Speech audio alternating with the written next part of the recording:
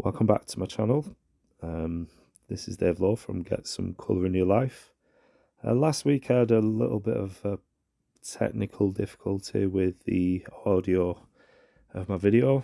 If you didn't happen to notice, just had to play music at the end of my video throughout, but hopefully that won't be the case this week. I usually do 3 sort of watercolor paintings that I just, from the top of my head, just paint what I feel. But this week, something a bit different. It was actually a friend at work who mentioned he took a photograph of Scotland.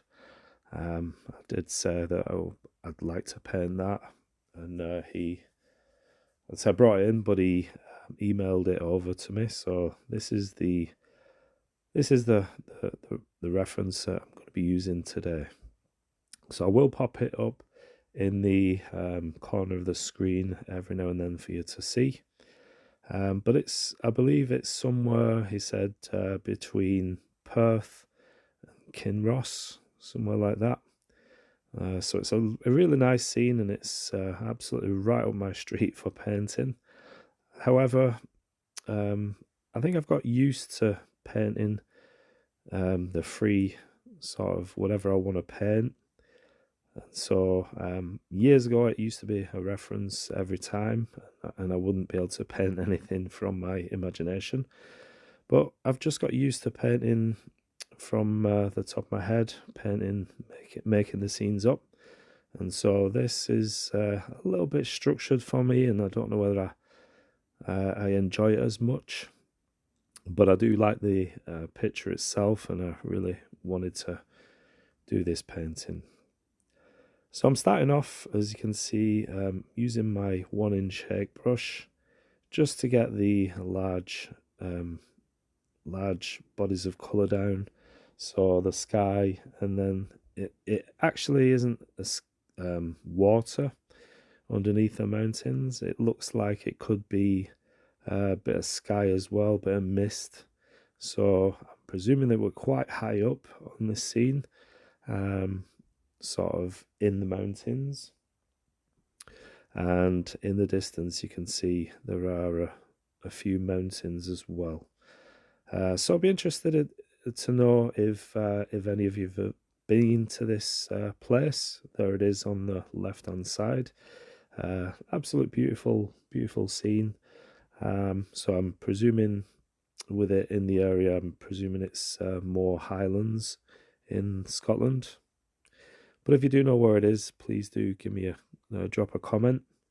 And if you like the painting so far, do give me a thumbs up. I really do appreciate that. So I really like the colours, and I'm going to stick to mostly what I see on the reference. I don't want it to be an exact replica or copy of the photograph itself, but I'm using that as a guide. As you can see, I started off with a pencil outline so that I can stay close to the photograph, you know, keep it a representation of the photograph, but not slavishly copying it exact.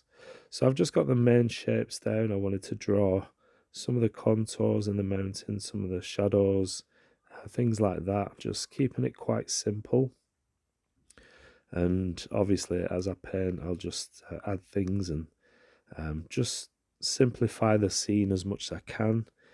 Because I guess, like any landscape scene, if you are working from a reference, when you do look, there are quite a lot of details. There's quite a lot going on, quite a lot of colours, things like that.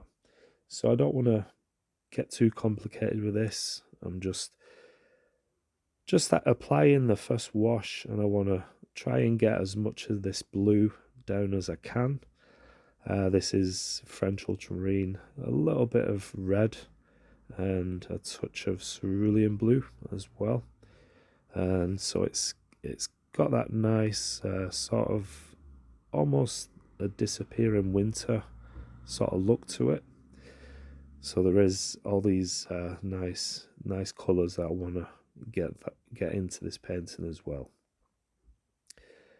So there's a few mountains on the left hand side, as you can see, just covering those now, and they are a warm sort of raw sienna colour. So that's what I'm using for this, just bringing large brush strokes down the paper, just following the contours of the mountain so it gives it that shape. And I will be going over this with a cool blue as well, just to pop it in shade. You can see there's quite a lot of shadow on this, but you can see the warmer brown underneath. So that'll be the same as the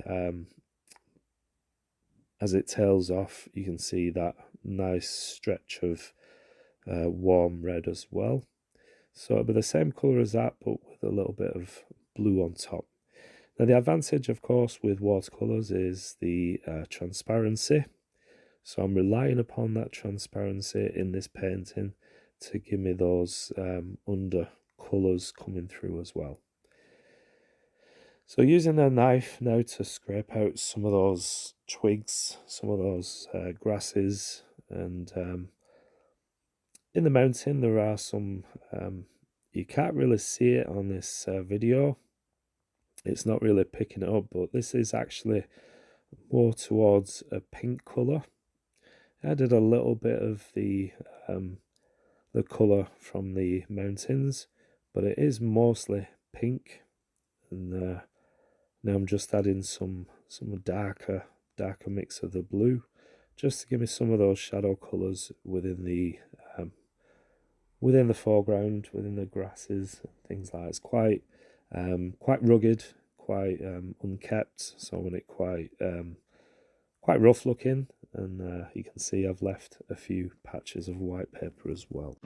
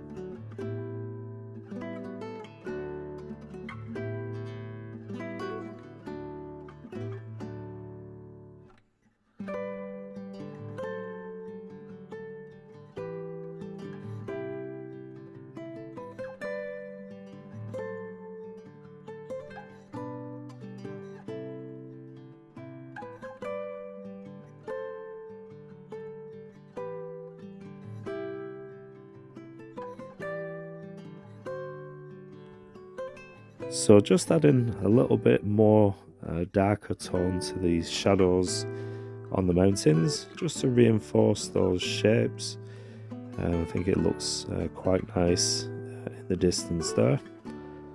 And I will be adding some more and then just blending a few of the edges out as well, just to soften it a little bit and knock some of that colour back. I don't want it too harsh, too strong, because it is quite far in the distance.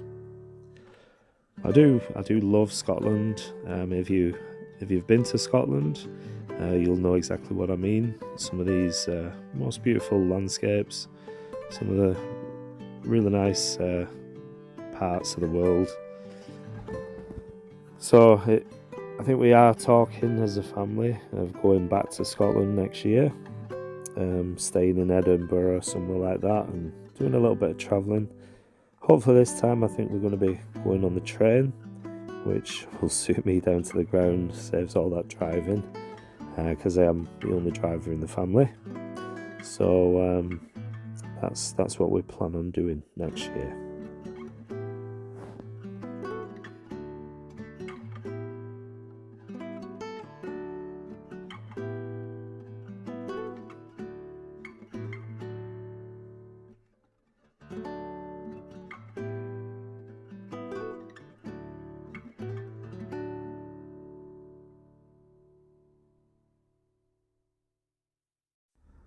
If you are new to my channel, then please do consider checking out some of my playlists. I do have a whole playlist devoted to beginner friendly, people who are struggling with watercolor, or if you're a beginner, even intermediate with the medium.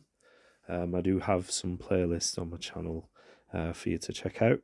Plenty to see on that, different techniques, different tips, things like that, if you want to check that out. And also, if you do like this video, then please do give me a thumbs up. Do leave a comment, let me know what you think. If you are from Scotland, then let me know some of the places you know that will be nice to paint. I know we've been to quite a few places in Scotland now. My mother-in-law being from Scotland, a place from Loch Lomond, as well as the Highlands. We've been to, obviously there, we've been to Glasgow, we've been to Edinburgh. I've been to Stirling before, and we had a holiday one year in Ayrshire. That was really nice. We got a really nice heat wave while we were there, so that was always nice. And we've been to Dundee, stayed in Dundee. We've been to St Andrews. So we have seen quite a lot of Scotland. I'm really fond of Scotland, so it will be nice to get back there. But we do have Cumbria, which is more local to us, and also Wales, which is also definitely worth a visit. But it's just nice to get around and see these different places and be inspired by some of the landscape locally. You don't have to travel too far, not necessarily, to find something that will inspire. But it really is nice when you do get scenes such as this.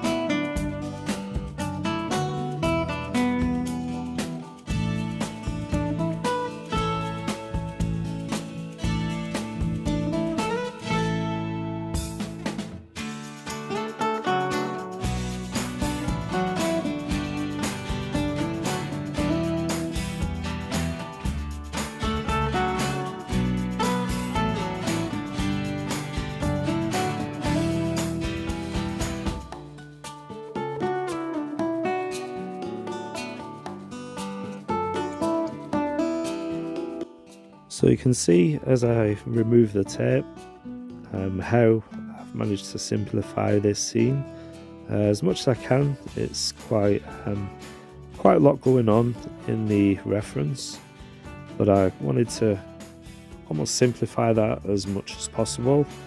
It can be done even with more complex references, but I hope you like this one. Thanks for watching, and I'll see you in the next video.